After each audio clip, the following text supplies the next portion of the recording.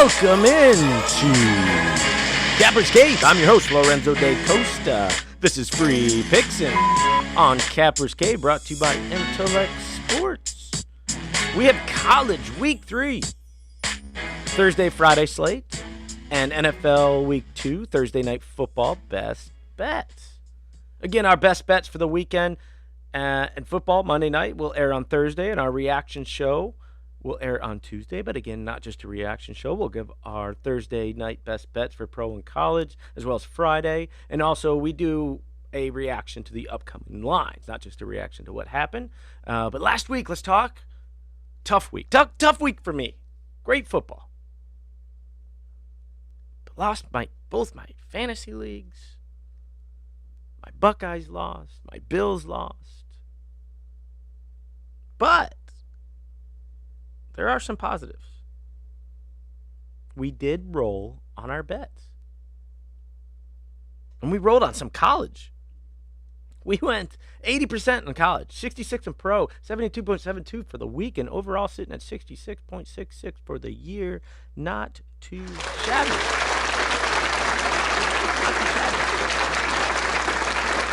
If you don't have it yet, get the Capper's Cave app. Get your daily picks from 6 major sports. It's only $9.99. You get a lifetime of daily picks from our Cappers at Capper's Cave. And we have the one, the only, Locksmith Larry, or Larry the Locksmith, with us today. Not going to give us a pick, but he's here to talk to us about some games. So, good day, sir. How do you do? I'm doing great, man. I feel great. I'm doing good. You know, let's move. Let's get on with this. We had some great games, man. Yeah, I bet you're happy about, the college, because I know that's what you pay most attention to, that and the SEC. But yeah, good NFL games, good college games. Georgia won, but we'll talk a little bit about that later. Let's get into some news, notes, and complaints, and we'll then get into our picks, which there's not many on the board. I think they start to pick up more during the season as far as getting more Thursday and Friday night games, and even some Wednesday games, I believe. But we're going to cap them all for you, since there's only a few of them. Not the highest confidence in some, but some we do. But back to the news, notes, and complaints. Let's talk about last night. If you watched the Monday night game, wow, another they're putting some good games on the board. Thursday night to start was great, and Friday night, there's Monday night to end. Great. Ravens, Las Vegas. If you were able to stay up. I mean, you couldn't have scripted this any better. Like, you can't make that shit up. If you did watch, watch the highlights. Or if you did watch the highlights, you probably can understand what's going on here. Was this not Gruden being a genius? Or some could say maybe he was being an idiot. I'm not sure, but I'm going to go with the genius side. Favorite play, Spider 2Y banana. I'm going to tag it with Z over. Yeah. All right. So just a quick briefing. It's OT. Carr was rushed to throw up he threw up a prayer, right? It's OT. And maybe it meant to be a back shoulder pass. I couldn't tell. But the guy caught it. Gets into the end zone. At least we all think. But if you're watching, you kind of knew that, well, it was pretty close.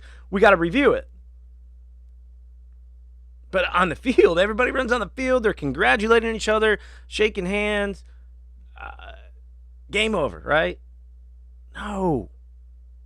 You got to review it. So they're on like the inch line. They're going to make it, right? They're going to make it. Nope. QB sneak. Nope. Then they get called for a false start. So they got to move 5 yards back. Oh, this has got to be killing Gruden at this point. But this isn't his genius where it comes in yet. I'm not talking about that yet. So Carr throws a pick in the end zone. Fucking crazy, right? Throws a pick after you think they've won the game. This has got to be hurting you as a fan. So then Baltimore, they start driving down the field. Lamar fumbles like second or third play. This is where it gets interesting. So on second down, they're already on the 30. They got good field possession from the fumble. So Gruden decides to kick a field goal on second down, right? But the play clock expires.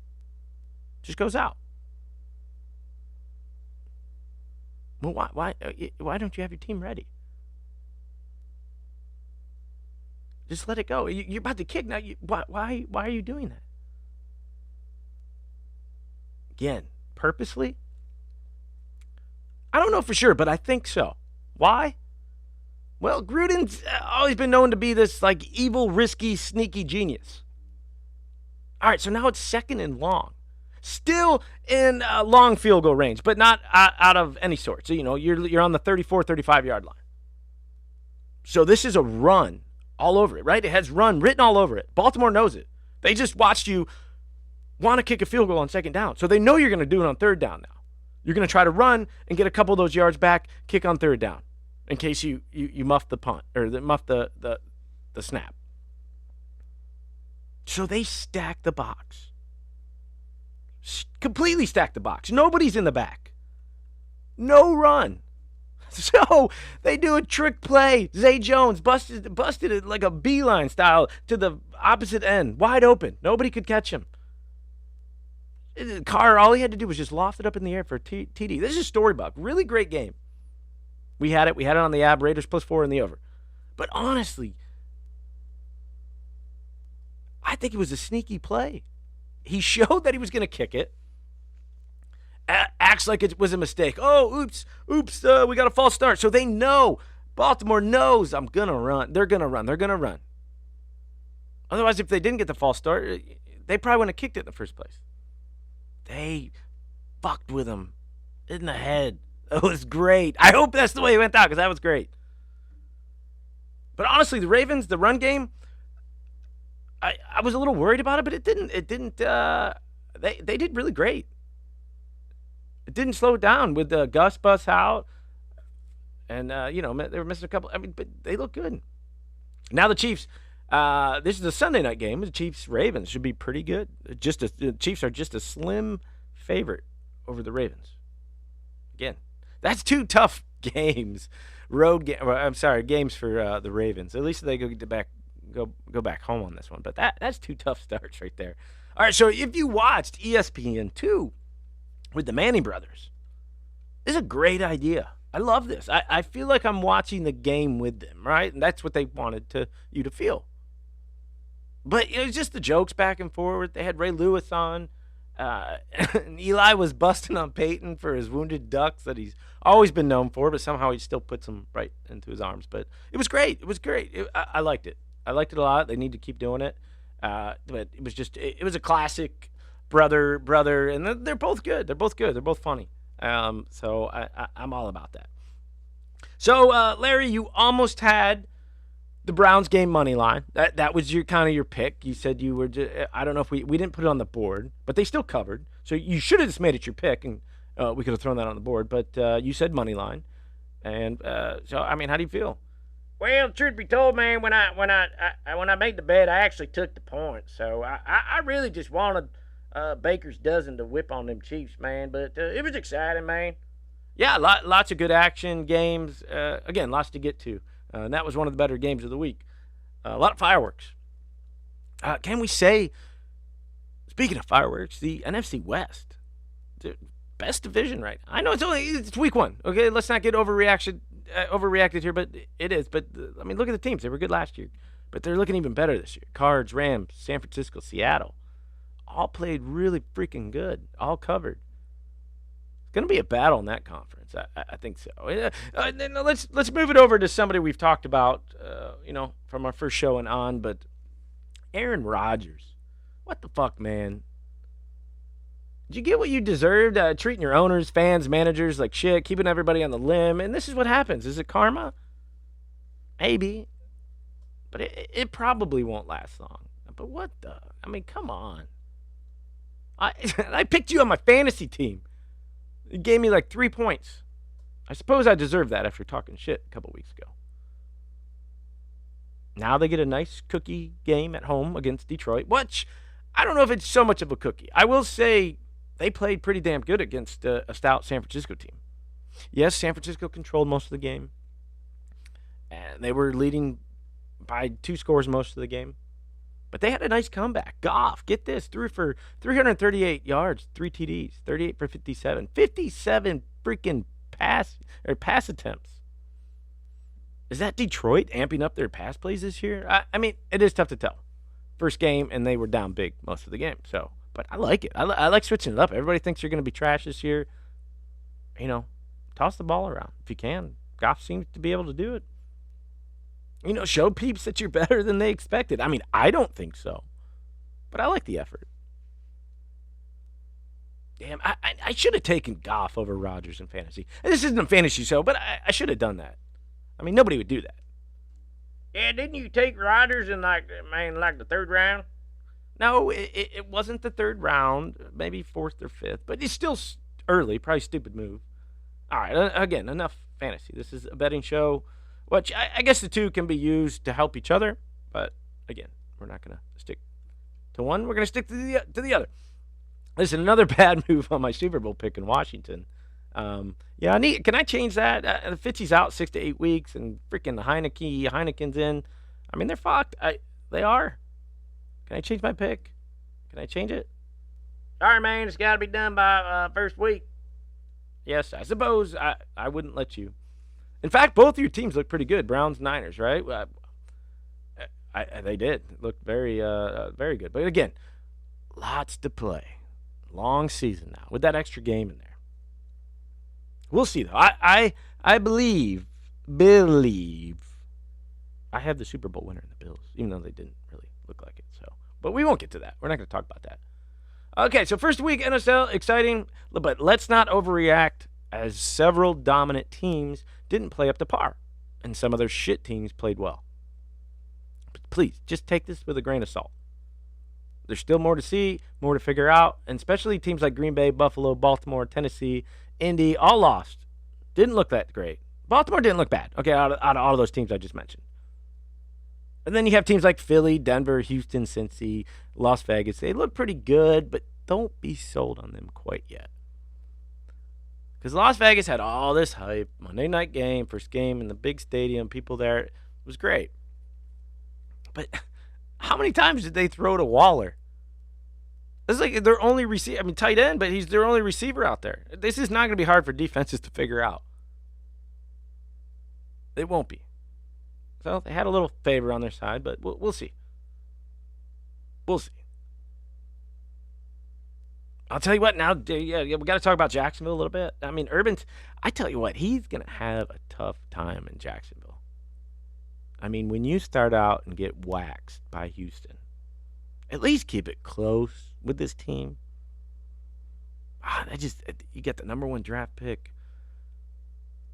You got players around you.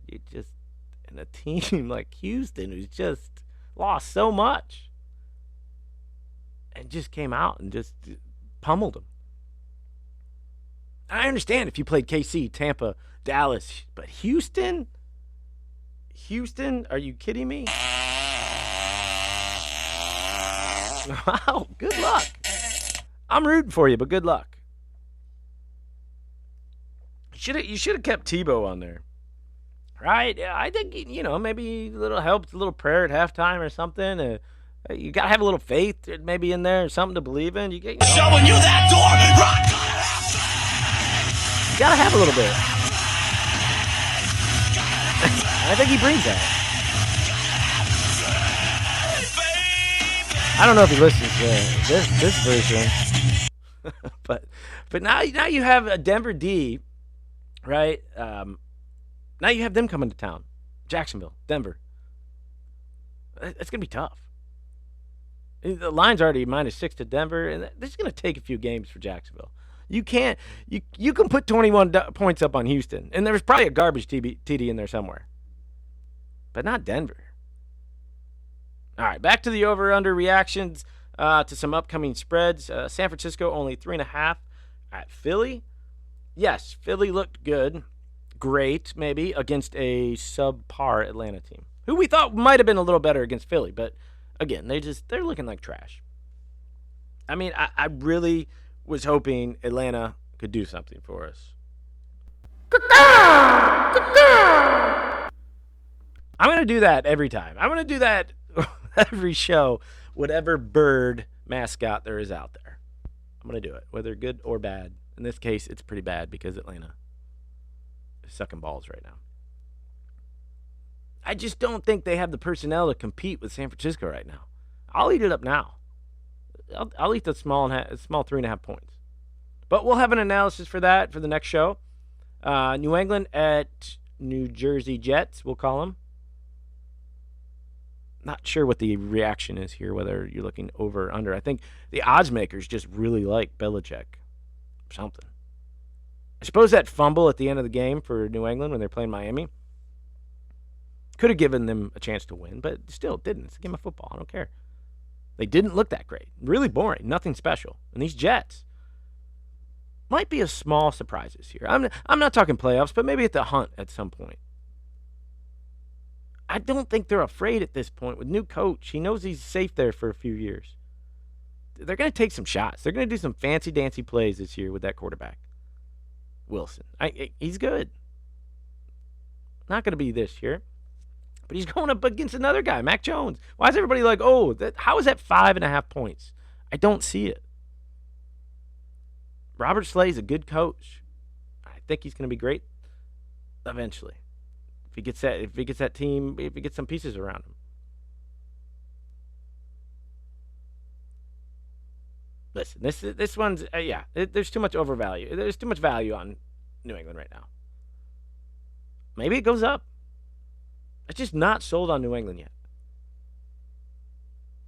I mean, it'll take a win. They'll have to win a few, right? For us to.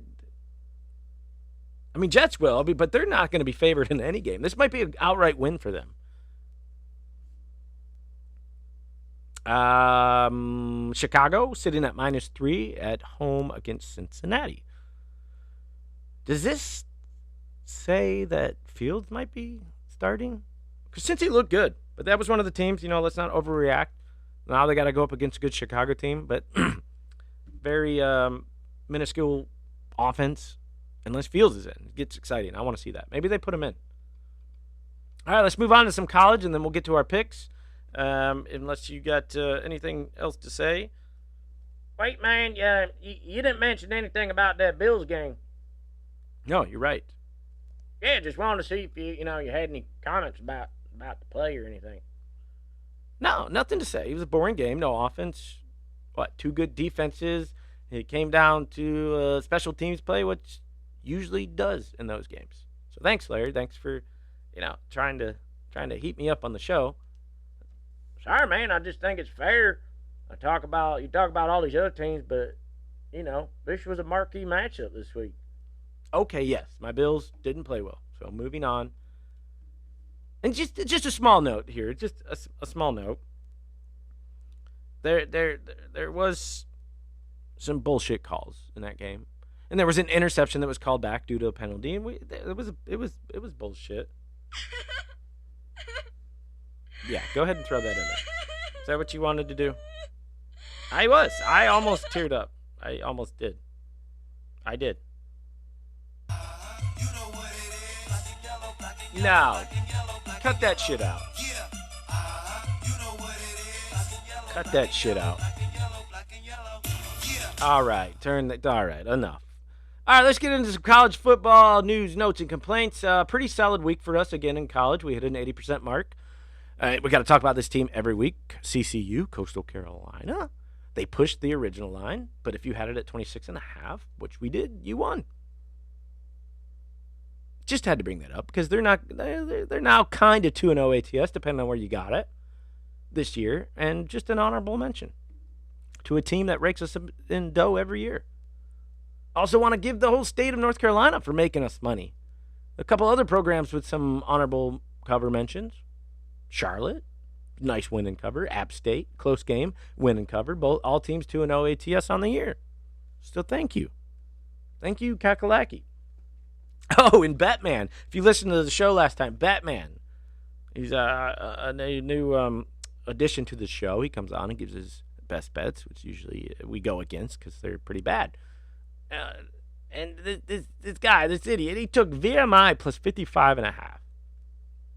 They were playing Kent State. No line. Well, line didn't come out late, but only some books had it. And it turned out to be minus 17.5. Man, I would have loved to jump on this. But we gave up. We didn't look into it. We had a lot going on. It came in late Friday, I think, on one book, but most books had it out Saturday with bullshit. In fact, most didn't have it. Just put a play on the game. Let people play it. I feel like it's cheating if you can't put out a spread for a game. That's not my fault. That's not my fault you can't put it out. Anyways, we almost had the bet against as Kent State won by 50. Yeah, 60-10. So I hope you took it. I hope you took minus 17.5, because we didn't. So anyways, your Bulldogs, Mr. Locksmith, move into the number 2 spot, huh? I will applaud you for that. Very impressive win at, wait, who'd you play? UAB? At UAB? Yeah, man. I didn't schedule that shit, man. But if you did, if you did schedule it, I could only imagine. I could assure you that you would probably put UAB on there, probably a couple times in 1 year. You would. All right. So, anyways, moving on. Ohio State falls to the Ducks. Should push them back some. That was a big game this week. What are they now? Like 11th? Ouch. All right, a quick over-under reaction to some lines that are upcoming. Western Michigan at Pitt minus 15. All right, this line might be a little high. Yes, they went into Tennessee and won by a close margin. They covered, but they did control most of the game. But this Tennessee team is no bueno. Western Michigan, they just skunked Illinois State. I know, nobody big, but and then they had a tough test first week against Michigan, who Michigan is proving to be reckoned with this year in the Big Ten. So they're proving that they're a decent team, this Western Michigan team. I think Pitt's going to be a little high going in, beating a SEC team away. This could be a good week to catch them. Get more than 2 touchdowns. Kent State, Iowa. Iowa sitting at minus 22.5. This might be a little overvalued, as Kent State's a pretty damn good team. They're pretty explosive on offense. And Iowa, they could be a little hungover from a huge win in Iowa State. Iowa State, I think, is a great team. I thought maybe they had a chance for some Final Four talk. But you can't with that loss. Iowa's pretty good. They're really good. But I think it's a good spot to catch them overlooking a lowly Kent State team, who just put up 500 yards on the ground and 200 in the air. They're really explosive. And they already had a test in A&M and kicked the shit out of, Betman's pick. Who was it? Virginia? VMI. So just a couple to look out for. We'll have more this coming Thursday. So without further ado, do I say that a lot? I might say that a lot. Let's get into our picks. Let's do it. First one on the board. Not the greatest games, but hey, it's action and we'll take it. Ohio Bobcats versus UL Lafayette Raging Cajuns, minus 20. Over-under sitting at 54.5. This is a Thursday game at 8 o'clock. Now, this is an interesting one. These two teams underperforming. Predicted both to win their divisions or be close within their conference. Yes, right up the bat, advantage Cajuns for the home game. But we feel these teams are a little more equal than 3 TDs. The odds makers had OU minus 2 against Houston first game, right? They lost. Now, the minus 4 TDs and a half against DuQuoin. Lost by 2. So definitely underperforming. But there's a reason they're favored by that much. It's only been 2 games now. Odds makers throw in that initial rating. It's trash, right? Now you look at ULL, they're 0-2 ATS, barely got by Nicholls State with a minus 26 spread, and they won by 3. They did have tougher competition in Texas, but they lost by 20 on an 8.5 spread. The odds clearly don't know this one. But you can say they kind of do. As the public will see the loss to DuQuoin, and this will outweigh any small margin win in Nicholls State. I'm talking OU, their loss to DuQuoin. Listen, they place these spreads and they try to predict your reaction. That's how they win. They know more money will be on ULL, and they'll want that to win. They want OU to cover. This is way too off for these two. And ULL, they're missing some starters on the O-line.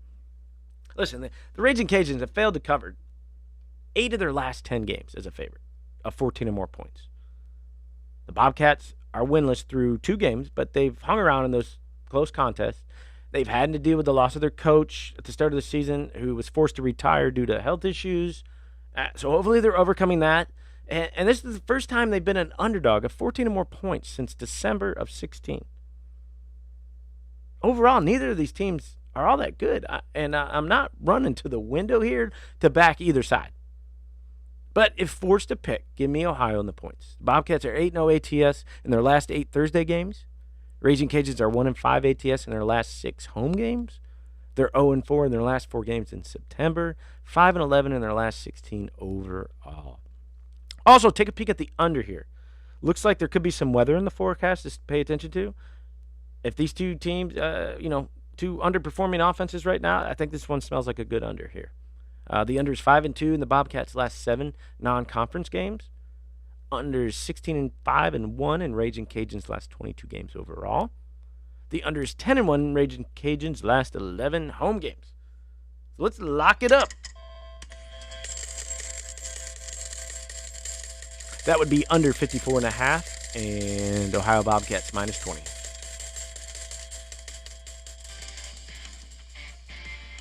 This at least we get a pretty good matchup on Friday night.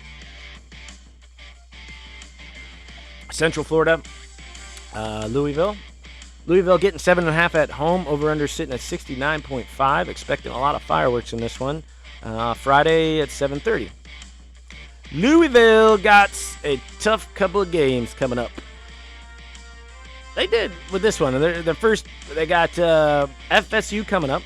I think this is a tough scheduling spot for them. Sorry. At least at home, but they do have it at home here.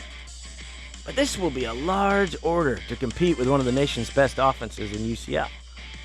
They're already 0-2 ATS, got waxed by Ole Miss in the opener, and UCF is better than Ole Miss, I think we can say.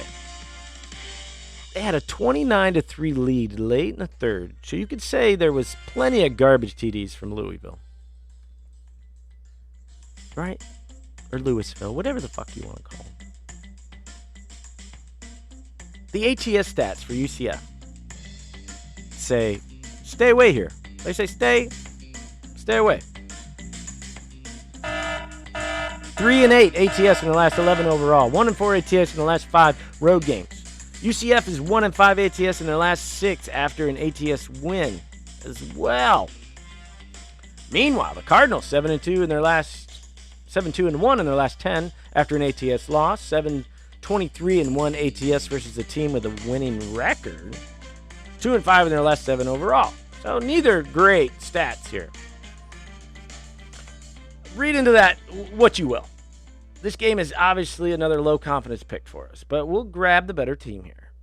The Knights had a field day in their last game, posting 671 total yards, 381 passing, 290 from the rush. That's 7.8 yards per play.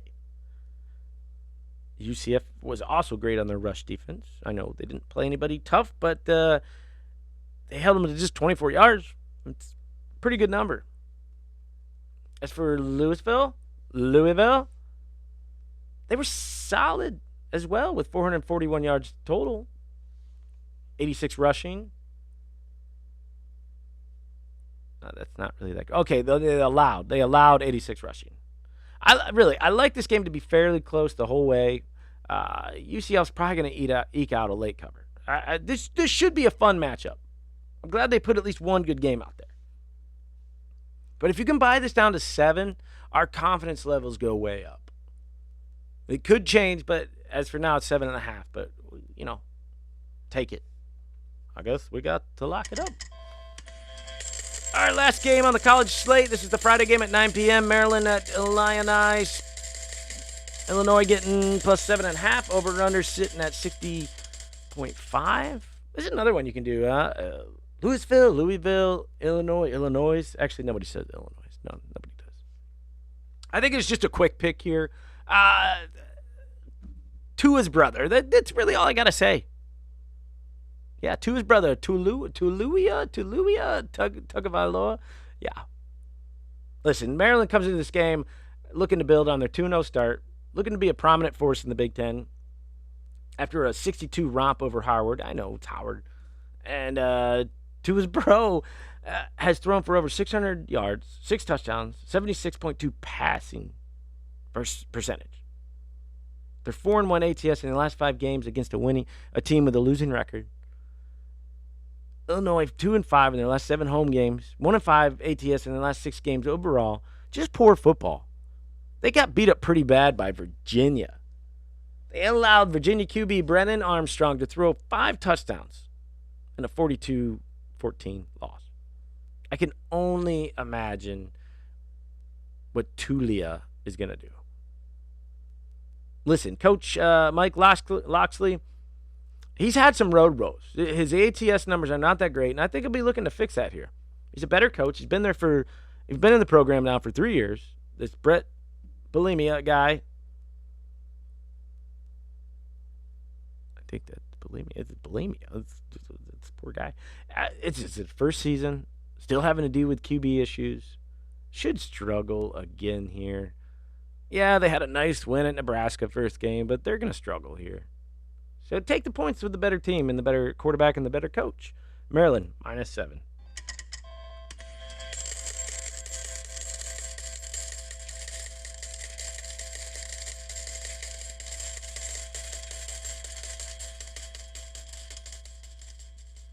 Let's get to the NFL. Obviously, there's only one game. Thursday night. Should be a great one. Is it a great one? I've been using that one a lot this show. The Giants travel to Washington. -3. Over-under sitting at 42.5. Exciting stuff here. I just don't. I'm sorry. I'm staring at the spread. Right off the bat. I don't know what the odds makers are thinking. Is it just? Does it not matter who's at the helm for Washington, the quarterback? I mean, they proved it last year. They played pretty close no matter who was playing quarterback. But they have some key injuries. Most obvious, Fitzy, backup Kyle Allen. They do have Heineke, but I'm not sure who really won the backup job, Allen or Heineke. But either way, not impressive and should rely on the run. But Gibson's questionable. Samuel's still out, the receiver. Giants, Barkley's day-to-day missing. They're missing some guys in the O-line, the D, and all over the Giants. They're missing. I mean, this has a setup. We don't like either side here because I'm not sure what to expect. I mean, I would go to the home team, but I don't know even a field goal in this one. I think this is going to be an ugly game. We like the under here. This has a great setup for it, the hard under. You should take it before they release who's out. Giants were held to 13 points against a tough Denver D, and now they face Washington defense. And I think they're going to pose way more problems than Denver could. And Giants had that game at home, 13 points. Expect them to struggle mightily here with Chase Young and the boys. And Washington only put up 16 on their side with Fitz at home. And Fitz was in most of that game. I mean, do you really think they'll get more than, 6.5 TDs in this game? That's how you got to think about it. But also, Washington held an explosive offense in L.A., the Chargers, to under 3 TDs, 20 points. This game's going low. Take the under. It's actually under 6.5 TDs, we'll say. 42.5. Under 6.5 TDs. That's the best way to look at it. You really think you're going to see 6 TDs in this game? Fuck no. 70% chance of rain, too? No. Under's 5-0 in the Giants' last 5 games after accumulating less than 90 yards rushing in their previous. It is 6-0 after allowing more than 350 total yards in their previous game. 9-0 in their last 9 games following an ATS loss. 6-0 in the last 6 games following a double-digit loss in home. There's just so many. Under in the football team, 4-0. Washington, after allowing more than 250 yards in passing in the previous game. 4-0 in their last 4 games, following a straight-up loss. In their last 4 games, it's a favorite 4-0. Take the under. It's 10-1 in Washington's last 11 games on grass. Flag it up before it goes under 40. Again, no big confidence in either team, but we do like the under. All right, well, that's it. The short show reaction. Join us on Thursday for our best bets for the weekend so we can go streaking. So we've been doing good. I'm your host, Lorenzo de Costa. This is Free Picks and Shit. And we're out. Peace.